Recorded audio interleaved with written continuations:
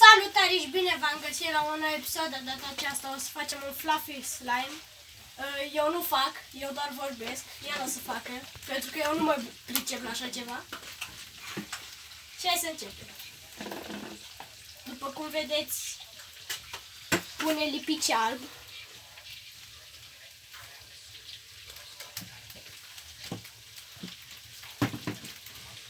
Spumă de ras.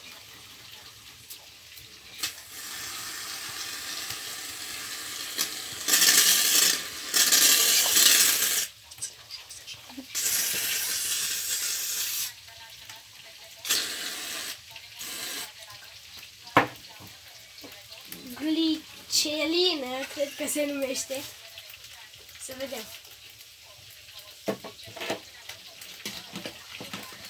Se amestecă.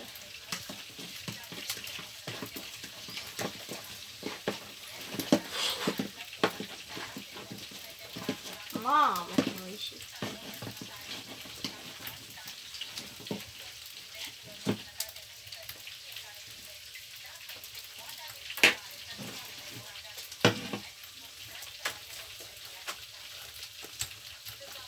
E lipicios, nu?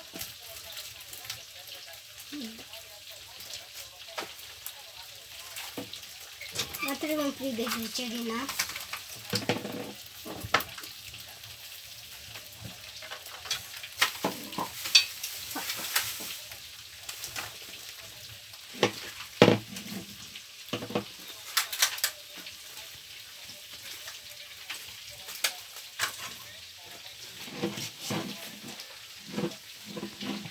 Cum a ieșit acest slime.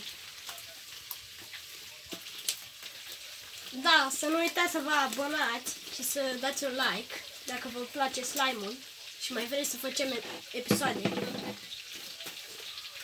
sau vloguri cu slime.